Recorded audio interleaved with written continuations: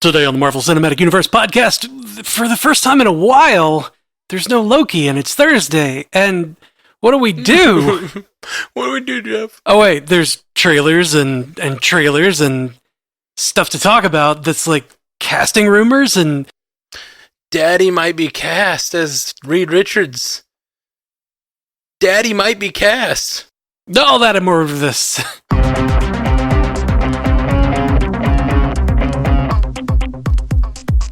Welcome to the Marvel Cinematic Universe podcast. My name's Matthew Carroll. And I'm Jeff Randall. Jeffy. What's going on, bud? Jeffy, okay. Jeffy. That's my name now. Jeffy! Smoke a Jeffrey. Stroke the wall. Know what I'm talking about? Yep. Oh yeah. Get him to the Greek. It's a great movie. Jeffrey's just some bloke from down the road, isn't he? So I just got back from my niece's roller derby practice. And how'd that go? It's pretty good. At one point I looked up and all of the kids were up, skating around the rink. And I'm looking for my niece and I spot her lying on the floor. No, she hadn't been hit. There was no injury. She was just taking a break, lying in the dead center of the roller rink. Not even the center. It's the best center place. Would make sense because that's like the no man's land. She was like in the middle of where everyone was skating. Like, she was an obstacle. She was an obstacle. Not that many people were skating over there, but still, I was just like, get up. Like, no, you don't do that. You don't. Like, if you got to sit down and go off the rink, like, what the hell? This was pretty funny. Aren't kids just the... Yeah. Pretty good. I will say, I think... I can't decide which word to use. Yeah, they're just, man. They're just. That was enough. There was funny. Her roller derby coach came over and talked to me, and we were talking about stuff, and I was like, yeah, I gotta get home because I gotta record a podcast tonight, And she was like, oh, you do a podcast? What on? And I told her Marvel, and it's so funny when you just happen to find another one, like another Marvel person, Yeah, a Marvel person out in the wild. Yeah. I do when I tell them, like, oh, yeah, I do a podcast about Marvel movies and TV. And they're like, oh, okay, yeah, I've heard of those. We're like, yeah, I've seen a couple. I saw Iron Man or like whatever. There's just like a lot of people that have seen enough of it to know what you're talking about. But it's so funny when someone's like, oh, like they just get another so super fan. Yeah, it's fun. That was fun. Good time. Yeah. Most of the time what I encounter is like, oh man, there's so many of those. It's so hard to keep up. Yeah. I'm like, well, if you watch all of them right when they come out, you don't have to worry about it, scrub. Yeah. I don't make friends. Not at least non-Marvel loving friends, that's for sure. That's true. And is there any other kind of friend you really want? No, of course not. Business contacts? No. No way. Only if they're Marvel fans. Well, I mean, you can pretend to be friends for business reasons, I guess. Oh, God. That's I all can fake. be cordial, maybe. Yeah. But we know you're being fake if they're not a Marvel fan. So we got new trailers. Well, first off, big rumor going around. Big rumor seems to be, it's one of those rumors, you see these rumors popping around and you're like, oh, whatever. They've been rumoring stuff for months or whatever. But then you hear a rumor and it's being reported so widely it just feels true. Like sure. Oh, this is probably one of those that are true. And it just feels right. And I think this is one of those. Are you talking about Space Daddy being... Space Daddy. being... I can't even say the friggin' sentence. It's so funny. Zombie Daddy. Yeah, okay. Yeah. Or just pop media daddy. Yeah, the current pop culture's genre daddy, Pedro Pascal, is being rumored as Reed Richards. And I gotta say, I freaking love it. I love it so much. You were saying before the cast that you hated it because he's not white. I very specifically remember the racism. Jeff calling me out on the podcast. I did say that as a joke, that I said there's no way I could make that joke on the podcast because people don't know me. Not everyone listening knows I'm joking. Okay. I have a problem with that. I just went full MAGA on it. It was just... Make Marvel great again. I have a bit of a problem with this Pedro Pascal thing. Isn't Reed Richards white? No, I love it. I love it so much. I think he's like I just love everything Pedro Pascal's been doing. I really like him as an actor. Yeah, he's brilliant. Yeah, and he can really play the serious, but he can also play the silly. Like that movie he made with Nicolas Cage, where he's playing like Nicolas Cage, just super fan. The Unbearable Weight. Yes. Yeah. It's so good. He's so silly in that movie. It's so much fun, but it also has a real heartfelt thing in his stuff that he just like can really connect with the other actors and with people in the audience. I love this idea. I think it's great. I love, from like the thing that he does in Mando so well is playing the straight man when everything else is blowing up around him, or other people are trying to be silly and he's just like. I mean, it helps to have the helmet on, but he's just kind of deadpan most of the time. And like he sells that delivery so well, and I think that is going to go real good with Reed Richards. How much do you think he's under that suit? In the first season, he was under that suit a lot. I think so too. In later seasons, it was not him. Right. I feel like since he's gotten more popular of an actor, it's probably mostly just his voice. Yeah. Like, right? I know in the third season, he was busy doing, like, The Last of Us and other stuff. So he only did voice, and his the Mando's body was that of Lateef Crowder. Oh, okay. Yeah, I'm glad you know that, because I did not, but I'm just assuming. There's no way he's under there. Like, It's genius to create a character. Yeah, I'll be a character that's mostly a voice, but you never see his skin ever. Yeah. He's like completely clothed head to toe. Doesn't matter who you put under it. Yeah, kind of like Darth Vader. I can't say it enough. I think it's a great call. I think they should do it. Like I joked about him not being white, but like, I joked off cast, then you joked on cast. But I didn't joke. I'm spitting straight facts. You said. I did in fact. But I think his look works really well for Reed. Like he has he's got the salt and pepper thing going. Like I see pictures of him with glasses that look really good. I don't know. Like he just looks like he could be a scientist in a lab, but also be stretchy, crazy Reed Richards. I don't know, man. This seems great. I think it's a great call. I don't know if it's true. Could just be a rumor, but I really hope it's true. I agree. Him with anybody else on screen is always like, he does so well with everybody else I've seen him with. It would just be like, actually, thinking on it, do you remember him in Game of Thrones when he was doing all the flippy, spinny, crazy? He was so good in Game of Thrones. The serpent versus the mountain, I think is what it was. Oberon. When he was Oberon Martell.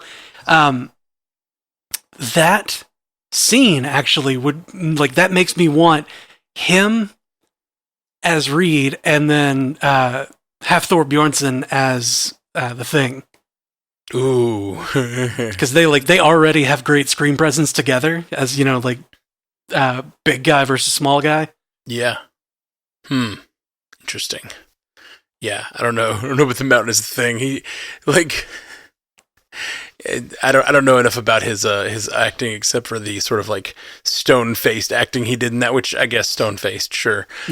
But you're not selling me. I did kind of walk into that one, but like I think I really like a good like warm. Yeah, Ben Grimm has to be juxtaposed as like the rocky exterior that looks like he is a hard person, but he's a big softy inside. Exactly. Ooh, you know who that makes me think of? Michael Chiklis. Good call. No, I don't know. He can't do it because he's already done something, but it makes me think that like kind of reminds me of Dave Bautista a little bit. Like I could totally see him being the like hard exterior, warm undertones. Yeah, like some of the other movies he's been in or whatever. Yeah, it's funny. Yeah. I mean, he's already got that with Drax. It's really just like. Okay, do that again, but Rocky. Yeah, this time it's rocks instead of tattoos. Yeah. But in a different universe. In the slide to the left, multiverse, Dave Bautista could be Ben Grimm. I don't know, man. I'm totally down. Anyway, so other than that, but we gotta keep talking. We gotta keep moving because we got so much to talk about, and we want to get to some of the Marvel's feedback, which is mostly what we're gonna do today. But then they dropped all this stuff. The Pedro Pascal of it all is the rumor, but we also have a What If Season 2 trailer. Oh man, I'm so excited about that show. Yeah, you are. Me too, man. Me too. That implies that you're not. What's wrong, Matt? No. Yeah. I've really changed this week. I care that all the characters are white, and I don't and they can't be animated. And I don't like Marvel anymore. Just really, really changing it up. Oh my god. Do you not like it because the Watcher is voiced by a non-white man? Of course. So this What If trailer. This What If trailer is so great. Yeah, it looks really fun. The animation looks awesome. And we have talked over the years about how cool it would be to fill in the gaps of some of the older teams that might have teamed up, like a different Black Panther and Hank Pym. We've talked about all this, the Winter Soldier I never expected, and also Marvel. Oh my goodness. All those teaming up and apparently taking on a Peter Quill that never got kidnapped, I guess.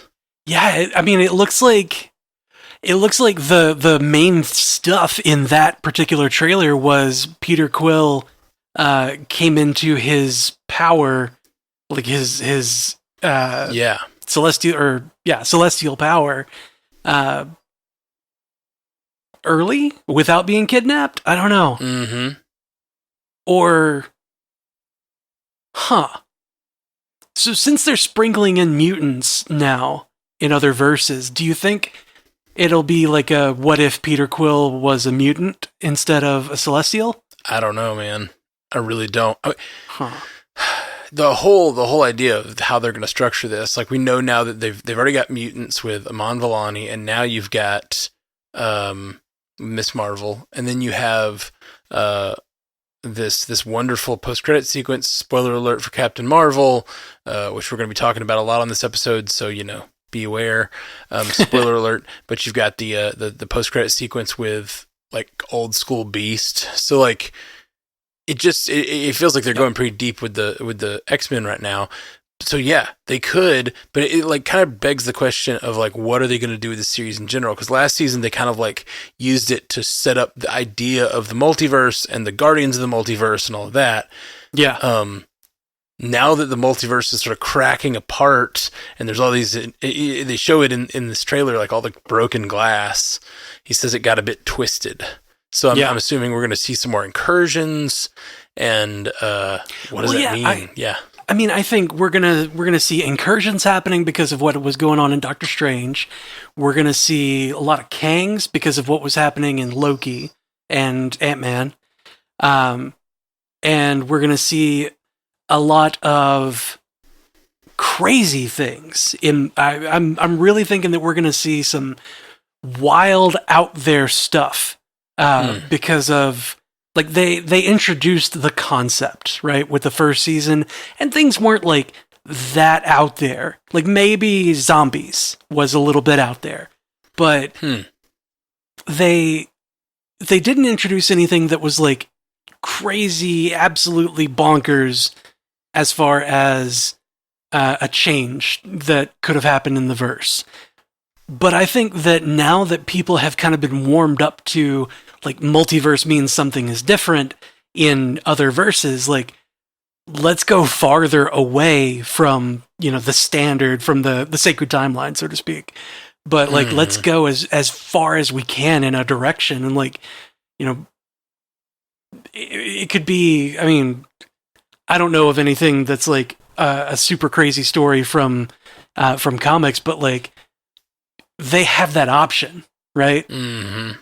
And I'm looking forward to having that option. Plus, when Uwachi was toward the end, when the What If logo came into frame and it spun around him, you saw Captain Carter was there, standing right beside him. So we get to revisit some of those old favorites from the first one. Yeah, it's weird. He's saying that I don't usually make sequels, but I'll make an exception or something, which is really weird for the watcher to say. Like, it's a weird thing for the watcher to say. I have no idea what that means. Right? He makes movies?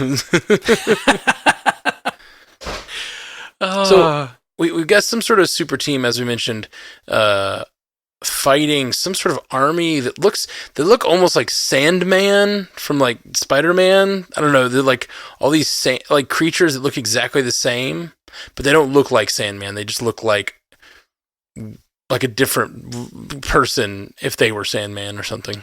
Sure. Because all those look like the same person. I don't know if you've framed it, but they're fighting all like an army of like sand-colored people with like, sorry, there I go again, being racist again.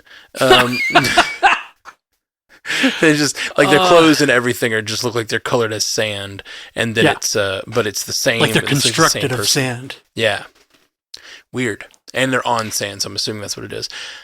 Sure, they're probably. I mean, it could be a Sandman kind of thing. It could be, really, honestly, any number of things like that, where somebody has some sort of power over either sand or telekinesis or and or reality. Like could be a real mummy situation. Yeah. God, Emotep could be Emotep could be the big bad of season 2.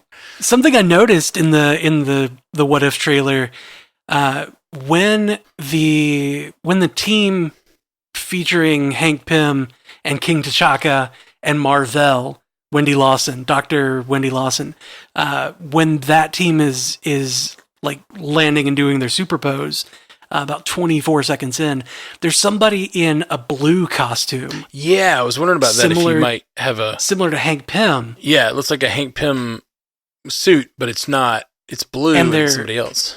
They're shrinking rather than growing. I thought so the first time I watched it. The second time it looked like he was just regular sized. But yeah, I wonder if that's Bill Foster. It is Bill Foster. Oh, it is? Okay. Yep. Bill Foster in comics is like blue themed, and Project Goliath that he's a part of, like that is nice. Like his suit is blue. That's awesome. Then we have our first in a long time reference to Shang-Chi. Oh man, with the dragon, the Great Protector, which that is also the previous generation with Shang-Chi's parents. Yep. So like, does that mean they'll get involved in that same kind of older super team? I don't know. I mean, it looked like his mom and his dad, Shang-Chi's mom and dad, were fighting against Odin. It did. You're right. Then there's also a shot of Thor, but it's only for 3 frames. I had to pause it. You can see him standing there with the blue guy and one other character that T'Chaka, I believe. Where was that? It's when they're fighting the sand guys. Around 1 minute, 1:10, something like that.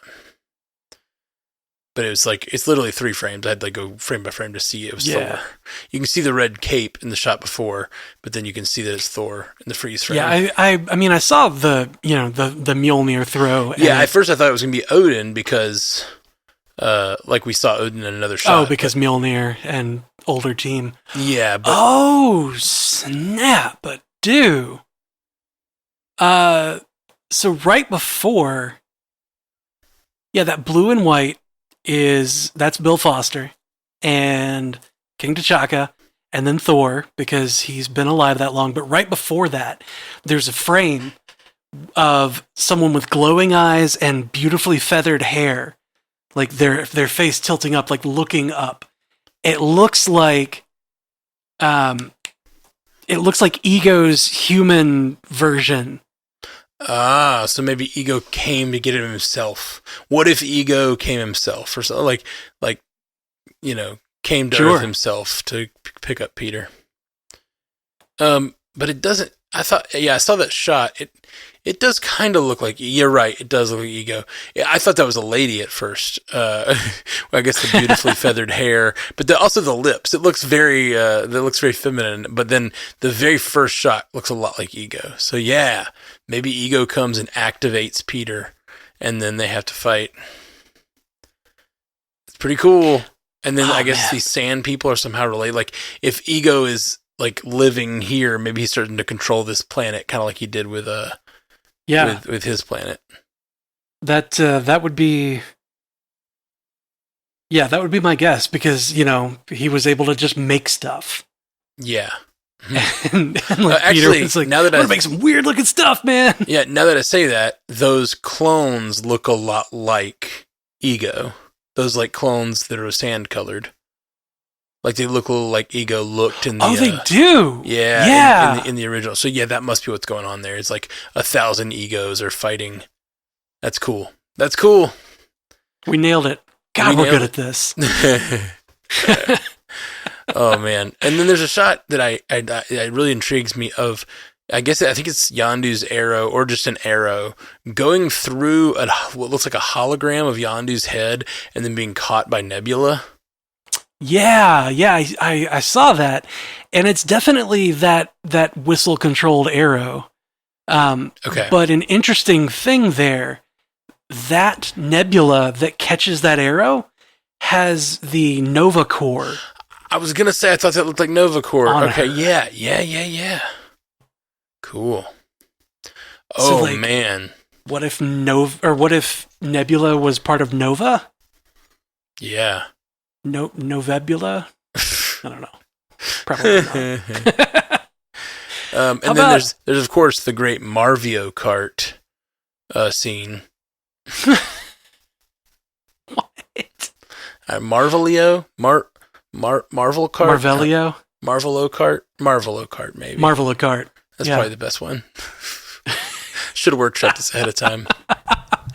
Yeah, you should workshop that. But you can edit it, so it's like... Oh, yeah. There we go.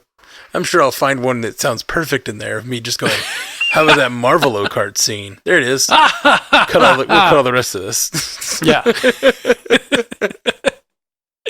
I love that we get Jeff Goldblum voicing Jeff Goldblum. I mean... Yeah. The Grandmaster once again. Grandmaster. Yeah, who is that handsome dog? Some sort of race. So far. Yeah, it looks like a death race. Seems like we have a Nebula as Nova. We have this old school team fighting Ego. We have a battle between Shang-Chi's parents and Odin. Yep. There's also one that Hulk with a beard.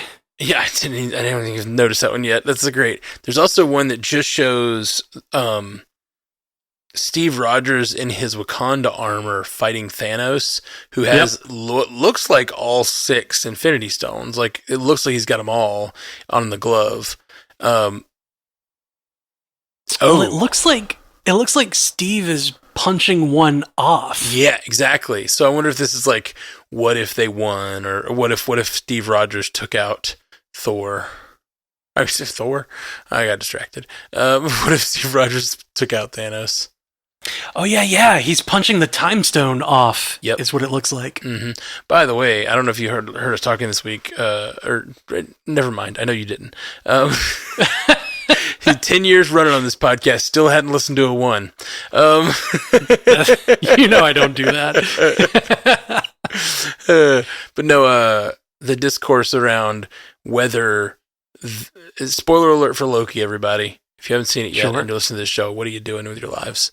I'm just kidding. We're glad you're here. But skip forward 30 seconds. But seriously, what are you doing with your life? I'm glad you're here. We can fix it now. With the way Loki ended, is it possible that the time stone is green because of Loki? Oh, wow. And in the comics, it's not green. In the comics, it's orange, and they moved that one to the soul and made the green one the time stone. And then, like, I'm sure it's not that. Like, I know it's not. I know they never planned it that way, but it's kind of gorgeous, right? Like, he's this time creature that's holding together all the timelines. Like, you think about how they say it's needed for the correct flow of time. Like, and they're stitching the loom together using his green power, and the time stone in every universe is doing that to like make the time work correctly in that universe. Like, I love it. I love this theory. Yeah. Yeah, no, that's my theory is that Feige planned it that way, all from the beginning, all along. Yeah, absolutely. This is the this is the grand tapestry that's been woven for us. Well, I mean, if you think about it, that was just Doctor Strange. Was that like 4 or 5 years ago? Nah, probably 6 years ago. I don't know. Doctor Strange was when we first saw the Time Stone. It wasn't that long ago in the course like of 7 years ago. Yeah. What is Beardo Thor doing? It looks almost like Beardo Hulk. I keep saying Thor when I see Hulk. I don't know why. It's the beard. It's what if Hulk had Thor's beard? That's what that episode's called. No! Oh my god! Sorry. What is that structure behind him? It looks...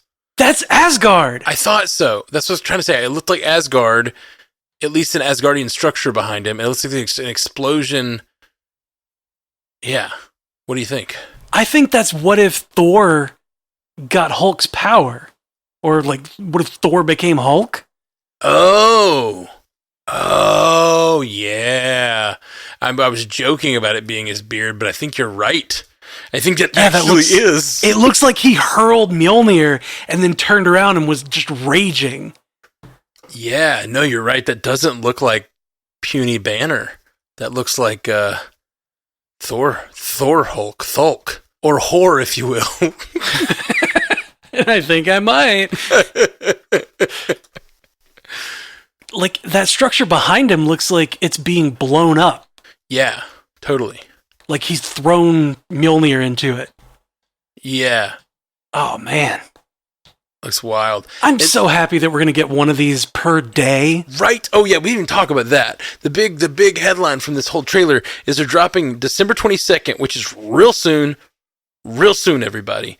Real soon. And red alert, it is next month. And they're dropping one a day. It says unwrap one episode every day, like for the Christmas season. Like, that's super fun, man. The Marvel Advent calendar that we all want. Yes, absolutely. And so, yeah, I can't wait. And you mentioned earlier that they might have a lot of Kangs in this. I hadn't really thought about that, but like, if anything else is going to, like, if they're done with Jonathan Majors and, like, they're not going to do more with him, we've talked a lot about that. Yeah, there's rumor that they're dropping the Kang storyline. Right, exactly. But if anything's still going to have him in it, it would be this, because animation takes so long to make that it's very possible that they were, like, still planning to do Kang Dynasty when this was made, you know? Yeah. So maybe we'll get some more Kang stuff. What do you think of this, like, it's Ant-Man, but sword fighting in, like, old times? I was just looking at that. Oh, and it looks like Steve Rogers, it looks like. Yes. It looks like, it looks like 1602. Like, it looks like, okay, so there's a comic, like an extra, or another verse, or whatever. It was written by Neil Gaiman. It was the 1602 verse. Basically, it's Marvel characters in the year 1602. Okay. And I freaking love that idea because, you know, one of the main things is that Donald Blake is like a super pious monk or a priest. Like he's having to kind of reconcile that he has the spirit of Thor, who is a heathen god, a pagan god, inside him while he's trying to be a Christian, like a good, pious Christian. And I love that he has to battle with that. And, like, they have, like, oh god, there was the group is the four who are fantastique. Not Captain Rogers. Steve Rogers is, he's a Native American, like an indigenous person that's just a like a champion of the Native American people. Interesting. Because he's Captain America, and it's 1602. Right, sure. But is he still Steve Rogers? It's spelled differently. You know what? He's white, so I like it. I don't think he is. I'm just... I think you're gonna hate it. You're gonna hate it. I think you're gonna hate it because you're so racist. Oh, man. Okay, so we have a shot of what looks like a roided out tech adapted Rocket Raccoon jumping on a dark elf. With a glowing red eye. Yeah. Oh, I think I know what that is. So that I have a feeling he's jumping that's that from same episode as the Nova episode. I don't know why. He's jumping from not a dark elf onto the dark elf. Yeah. And it looks like there's Skrulls around. It's either Skrulls or other dark elves. Yep, there are some. It looks like some Skrulls back there. You're right. But I think that is that's either a high evolutionary kind of story. Oh, interesting. Where, things have been more and more and more improved, and that's why Rocket has so much extra stuff on him. Yeah, like what if Rocket never escaped the high evolutionary and became like one of those creatures that he like had working for him? It's either that or my thought is the Collector, and there's like they're staging a breakout. Yeah, interesting. Like what if Rocket got collected or whatever? Then we got an appearance from Superior Strange. Yeah. Which is cool. Real cool. And do you have any idea what this Native American being sucked into like a water portal thing is? Not offhand, no. But it could be idea. that 1602 story. Yeah, I was just thinking if that they go with that, there's a shot of that Native American lady standing with Captain Carter.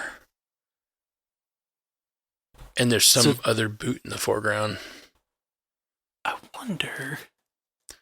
Yeah, this is going to be silly fun, man. Is that going to be Mirage?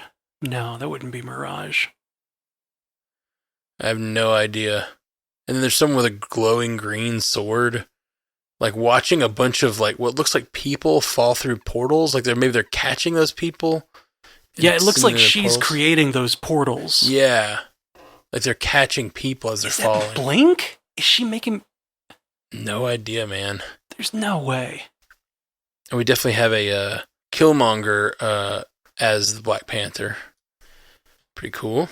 As always. Do you think that he escaped from his little multiverse prison that Stranger's watching over? I bet so. Like this is a sequel, so I bet we'll get some revisits from the previous universes.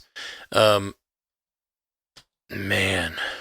Oh. And then this is what we got a shot of Thanos grabbing Peggy Carter's shield and lowering it. Like, so yeah, it just seems like there's maybe like a multiverse team on both sides this time. Like there's the Guardians of the Multiverse, but it seems like maybe there's also going to be like a team of villains that are going to team up or whatever. Could be. It looks like he has gems in that gauntlet though. Yeah. But they're not glowing. He's not the one. Right. Yeah. I noticed it didn't seem like they were glowing. I didn't know what that means though. Could be that they're not from that. Well. Oh yeah.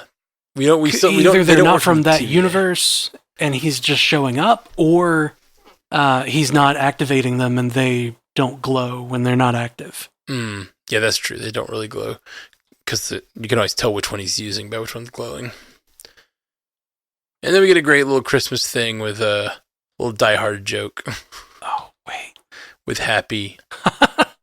So there seems to be a character that is being sucked into a green portal. Yeah. And it looks like a person bearing a Union Jack is holding them. But I can't see that looks like Loki's scepter sticking out of the portal. I could totally see that. But that looks like a person with very nice, like a man with very nice wavy hair and a mustache. That looks like the 1602 people. Right. Okay. So I'm wondering if that's where they put Union Jack. Because they've got the Union Jack on their chest. I wonder if that's Union Jack. Oh, interesting. Yeah, I can see that. I thought that was Captain Carter. Captain Britain kind of thing. I thought that was Captain Carter, but you're right. The boots don't look like Captain Carter. They look like kind of swashbuckly. Yeah, and there's armored shoulders and whatnot. Yeah, man. I have no clue. But I love it. I did not expect us to go this deep. I was just going to kind of talk generally, but man, we kind of went frame for frame, not on purpose here. But yeah, sort of accidentally did frame by frame. Yeah, God, it's so good. And there's like Tony as Santa, and then there's some sort of Avengers team that is in like at 2:15. That's like one of the last shots of the trailer. You've got Hawkeye in the foreground. A version of Iron Man, and then you've got two characters that I'm not sure. It looks like some sort of Captain America, but it doesn't really look like Steve Rogers. It looks like Steve Rogers in an elf costume. Oh, that's what it is. You're totally right. And then Black Widow must be in like a Mrs. Claus outfit or something. Or a ballerina. Oh, yeah, she looks like a ballerina. She honestly looks like Wonder Woman. She kind of does. Yeah. That must be their holiday outfits. I getcha. Cool. Oh, that's so much fun. That is so much fun. And I hope that one comes out on Christmas Day. Dude, we're going to cover that every day. We're going to have a weird couple weeks, man. Because when does Echo drop again? Is that January? January 10th, I think. Golly. So, Marvel. Oh, Marvel. The big narrative around Marvel is they've been releasing things too fast and they need to slow down, like Kevin Feige's been talking about slowing things down or whatever. And we're like, oh, that's a bummer. We don't want things to slow down. And then they come to December and they're going to put out an episode every day. And then as soon as that's over, they're going to drop like 6 or 10 at a time. Well, it's the rumor is that it's 5 episodes for Echo. Oh. Okay. But still, you're going to get like almost as many episodes of Marvel in that sort of a time as you've ever gotten. Like, it's going to be like an episode every day for like 3 weeks or 4 weeks. Man, you know what sucks is that I'm going to be away from my computer when that comes out. I'm going to be out of town. Well, It may not suck. I'm going to be in Birmingham. Oh, really? During Echo? No, during What If? Dude. 21st through the 26th is when I'm in Birmingham. We're definitely doing some of those in person. Yes. Yeah. That's awesome. That's going to be fun. Coming home for Christmas? Yes, sir. Sweet, man. I definitely want to see you. I know you passed through one time earlier this year and I didn't get to catch you. Yeah. There was also COVID happening right then. Oh, no, this was a good bit after. You had COVID. Yep. Ah, I see. Well, not me. The girlfriend had COVID. Gotcha. She tested positive that day. Well, this trailer looks great. No notes. Love it. Yeah. Perfect as is. Yep. Wouldn't change it for the world. All right. Before we move on, let's hit a quick break. And we'll be right back, guys. Right after this. What do you think about this Madam Web trailer? It's a little Marvel MCU adjacent, obviously, because it's a Sony movie, but they're in the same multiverse these days, so we got to talk about it. Do they have to be? They are, man. They just Matt, are. It looks like Riverdale. I hear what you're saying, and I agree. I think there's like definitely a CW quality to this show. Quality is what I was trying to say. Man, sometimes words just don't happen for me. CW quality to your words. Yeah, I do. There's definitely like a CW quality to this show. Like, and that's not great. Yeah. But one would say not ideal. I think some of the stuff looks great. Like some of the action looks really cool, and some of the like the costumes and the settings and the camera work, the cinematography, like a lot of it does look really good. But then there are these scenes. It's a thing where they do it where it's just like, let's light this so we make all the actors look as pretty as possible instead of like, let's light this in some cool, moody way. You know what I mean? Yeah. And that's that CW look. I think that's like quintessential, my words, quintessential, like CW-esque is that like, and I used to say that sometimes about like Agents of S.H.I.E.L.D. is shot that way and stuff. Like not all the time, but sometimes you get these shots that are like, oh, that's just so, it's network TV because they got to go fast. They got to film fast. So they like, just light everything with soft boxes and make everybody look pretty. And then they just go instead of like lighting things interestingly. And it really does make the quality look worse. And it does feel like they're trying to make these 4 actresses look as pretty as possible instead of like making them look like interesting characters. And that's a bummer. I don't like that. Yeah.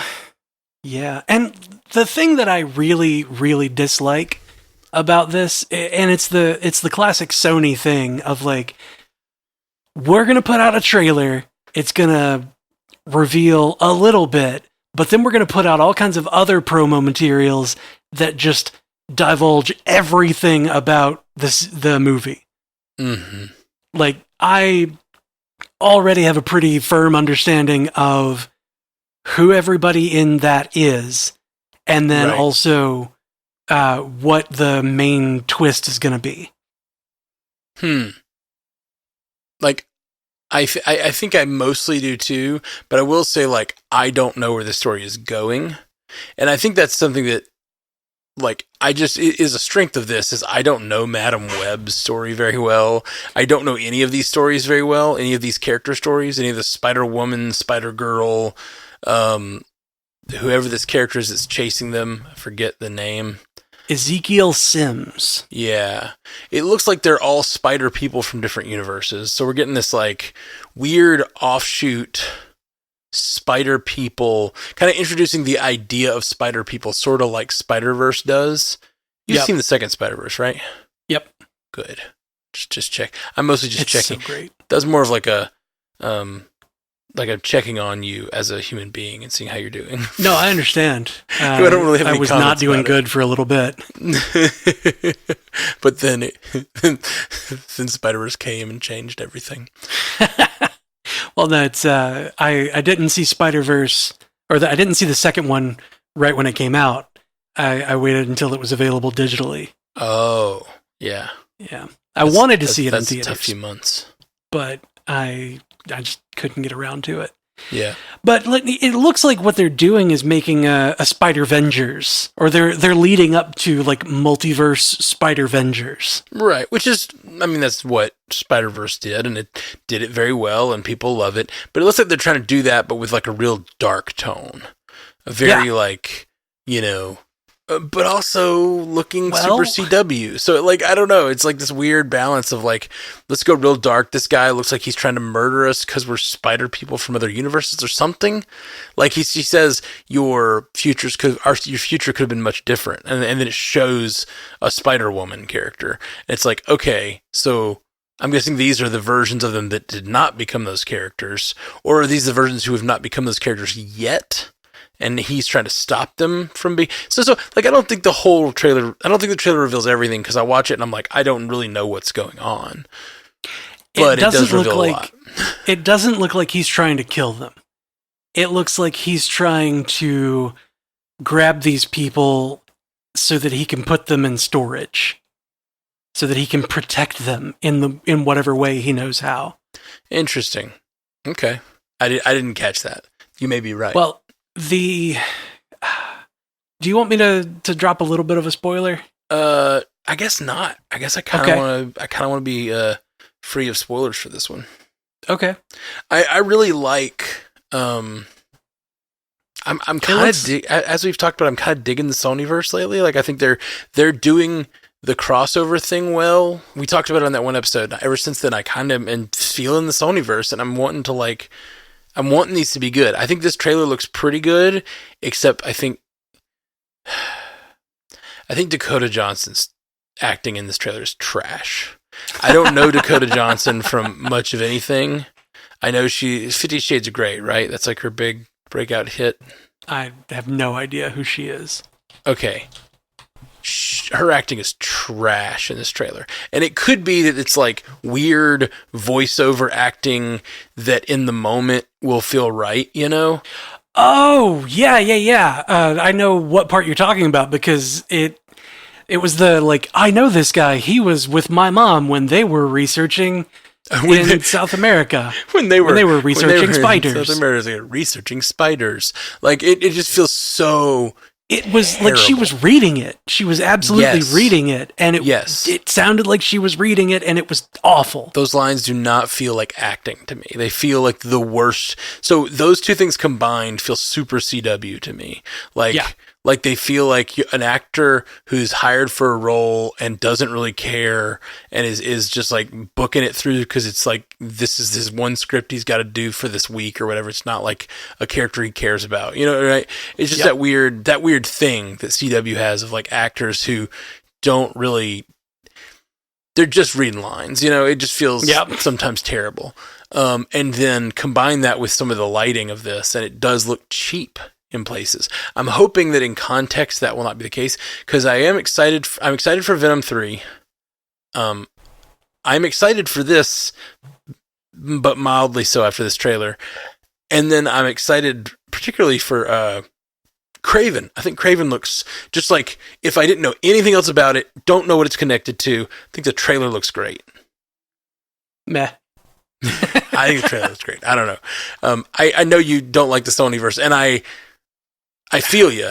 It's got its problems, but like, well, I think with this one, it's become so apparent to me that they're going for the Spider-Verse line from comics, which I won't tell you anything about so that it doesn't get spoiled. But anybody who has read about the Spider Totem people, that's what they're leading to, and it's going to be like a Spider-Vengers kind of thing. Cool. That's cool with me though. That doesn't bother me. Could be fun if it's Tom Holland and like actually good directors, but like this particular trailer did not sell me on Madam Web being anything more than Riverdale with spider people. Yeah, I feel that. I really do.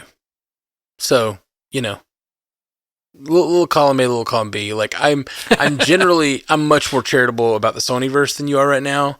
So like I'm wanting to like this, but I see all the problems you see. Like I really do. I think it looks like, I think it would be neat to get live action cool spider people that are interesting and fun, but it doesn't feel like they're going for introducing these characters in a way that I'm really going to love.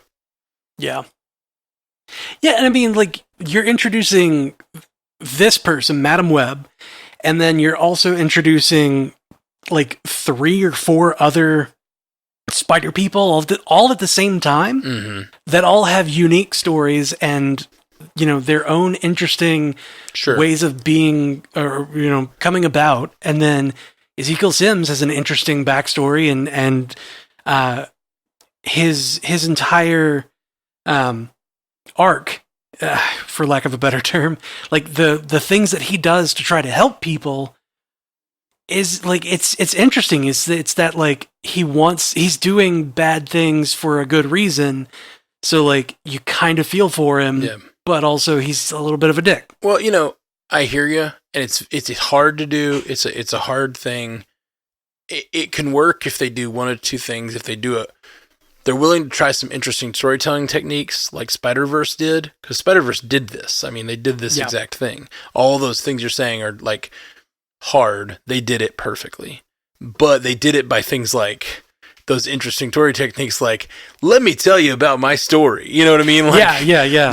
I'm Peter B. Parker, and then like, you know, quick. That tone is not going to work here. But that's not to say they can't think of another thing to do. And especially with like time travel and like glimpsing other universes, like it seems like Dakota Johnson's character is doing, like it seems like there could be some interesting storytelling devices to give us quick versions of these people's story that like could work. And here's what I say. This movie will live or die on whether Andrew Garfield shows up or not. Not joking. 100% real. Like, if Andrew Garfield pops in at the last second, and like, even if it's just post credits, like, you're part of a bigger universe than you thought or whatever, like, that would save this movie and like make it like. What if it's not great. Andrew Garfield? What if it's Tobey Maguire? I'd be okay with that too, but I think Andrew Garfield is owed his due. Like, he's Peter 3, and I think he needs his moment. And I think he would give these movies gravitas that, like, an excitement and buzz that it's lacking now. Like, if suddenly we found out all this Spider-Verse stuff is happening, and like Venom's popping in and out of universes, these two Spider-Men just came to the MCU, and they're like learning how to travel the multiverse because that happened, and maybe she needs a champion. Like, the last battle, she's learned to pull things from different universes because she's starting to touch other universes, right? And she's like learning to like weave her web of Madam Web shit, and she starts pulling, and she needs a champion in the final moment, and she like, because she's not really a super person, she's more of like a pulling in other people, right? Like, that's kind of her thing a little bit, at least from what I remember in the cartoons. So in the last moment, she pops in a champion, and Andrew Garfield is suddenly on the battlefield to like fight the fight, and it'd just be like, okay, this could, and he's like, I just was in another universe. What is going on with these other universes? Why do I keep getting dragged around like this? And since suddenly he's our like live action multiverse hopping Peter Parker that is like, that we've had in universe, like, we've had him as Peter Parker for like 10 years already. We've had him in 3 movies. Like, we know him, we like him. It would be good, man. It would get me going again for this whole series. Oh man, I imagine him leaping into battle, like getting that slow motion punch going, I'm Peter 3. Like, it's just like when they throw the bagel and it says bagel. Like, every time he throws a punch in the movie, it just says 3, 3, 3. You've been hit with a 3 punch. Peter 3 punch. But no, I don't know when that's going to happen, but I feel strongly that Sony is dumb if they're not trying to make that happen. I feel like it is like, if it doesn't happen in this movie, it could happen in Kraven. It could happen in Venom 3. Like, I have a feeling they are sitting in the behind the scenes of all these movies, and they're like, when do we pop in Peter 3 and make this happen? The only reason they won't do it is if there's some sort of reason that, like, Peter Parker, like the Peter Parker sharing they're doing with the MCU means they can only use Peter Parker in the MCU. Like, that's possible. It's possible that the sharing agreement they have with Marvel says that Peter Parker can't be like, they can't have their own Peter Parker while they have a Peter Parker over there, you know? Yeah. Sony's so, they're trying. They're trying. And you got to give it to them for trying at the very least. Yeah, I agree. And I know I made the case for it in a previous episode, but I'll kind of say it again. Like, I was really freaking annoyed at the Vulture popping up at the end of Morbius for completely no reason. Yep, made no sense. And then when you saying that, then when they wrote it into, they wrote it into Spider-Verse 2. That is what's going on in the multiverse, and that like Miguel and his team are going around trapping villains that are showing up in the wrong universes, you know?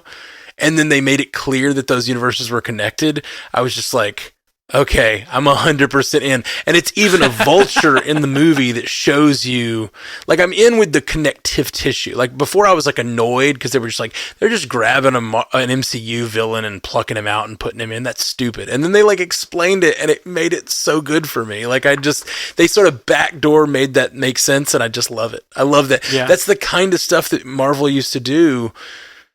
I feel like there were a few post-credit sequences that were like, what is going on in that post-credit sequence? And then you get there and you kind of figure it out. You know, like, I remember, like, Winter Soldier with his arm in a vice, and you're just like, what is going on? That's exactly the one I was thinking of too. What is happening in that scene? And then you jump, or the twins, like you kind of know what's going on, but it's like, what is all this? And then you find out later, like, what's going on with Hydra, and like, I don't know. I love that kind of stuff. It's like sprinkling, like a post-credit sequence. There's a lot of different things you can do with them, but I think for a long time the MCU did them perfectly, and I think that suddenly it's been a little lacking lately. And they can't all be winners. Spoiler alert for the Marvels: no post-credit sequence. Yeah. What the hell? Like, that's the first one, right? I don't think we talked about that on our reaction, did we? It's not the first one. Endgame did not have. Yeah. But that's different. That's the end of a saga. Like, I understand why they didn't. I don't understand why they did. It's almost like they didn't trust the audience to stay or something. Like lately they've made the post credits more and more just jokes. Thinking on it, The Incredible Hulk did not have a post-credit sequence. Oh, yeah. Good call. It had a mid-credits with... Yeah, I think it was supposed to be a post-credits, and everyone loved Tony so freaking much. They were like, don't wait. Like, don't wait 3 minutes. Like, put it before. No, it's true. Well, that's what the same sort of thing, where they were like, people aren't going to stick around long enough. Yeah. Let's put Tony in there, their universe is... They're starting to worry that they don't have the cachet to make people stay. And I will say, like, I saw Captain Marvel, and more people got up to leave than I've ever seen in a Marvel movie. Like, on opening day, like half the theater just got up and started to leave and didn't wait for even the mid-credit sequence or whatever. So, nah, man. I sat my ass in that chair all the way through. Me too. I even Googled it. Was like, is there a post-credits? No. I'm going to make sure. I do that too on opening nights, especially because there's always things like the shawarma scene that like wasn't even on the movie until the week of. So it's like, maybe they added something since this article was written. Yep. All right. Well, man, I was planning to do some feedback, but a little behind we're already the scenes. over an hour. Yeah, we're already about an hour, and like we'd planned to do 45 minutes because we couldn't record tonight till 10 p.m. my time, and I've got to get up at 6 to take Skylar to school, so I am gonna call it, I guess. Okay. But I feel like we got some good talking in about What If and Madam Web and this Pedro thing. Good time, man. It's good to chat with you. Likewise, sir. Can't wait till you're here in a few weeks, and we're gonna watch some. We do old school. Let's like order some Hungry Howie's. Oh, God. And like sit around my house. Kill me. Sit over my house, eat Hungry Howie's all day, and like watch a few episodes of What If or whatever. Yeah, that's what we used to do. They're only doing one episode per day. Yeah, so we have to pick the right day. Yeah, or like we'll just do it one day or whatever, and just keep coming back. Or I come over at the end of the 22nd, like at the end of the day on the 22nd, and we just carry over 1 to 2. Yeah, but I kind of want to do them as soon as they drop. Like it'll be a fun time because like I won't have to get up, so I can actually stay up late. And you're gonna be on your weird sleep schedule from like LI. So I'll be up forever. Yeah, you're gonna be up forever. We could just do like them when they drop. It would be fun, man. I would like it. Fun. 9 days, we can pull that off. I'm gonna annoy my family so much. All right, well, guys, that's all we got. We love you, and we'll do Captain Marvel feedback on Monday or on a Tuesday episode this week. There's a good bit, and we're planning to do it tonight. But so much dropped, so much. We love you very much. Peace. Until next time, true believers. Hey, you just listened to the Marvel Cinematic Universe podcast from Stranded Panda. I really hope you liked it. Let me just say a big thank you to all of our supporters on patreon.com/MCUcast. You are the lifeblood of our little operation here, and a huge thank you to our insanely generous Illuminati tier patrons, Walter Kreisky III, Lieutenant Bongo, and Jazz Viz. You guys are amazing. If you'd like to see our beautiful faces, you can catch a video version of many of our episodes at youtube.com/strandedpanda. Love you 3000, my friends.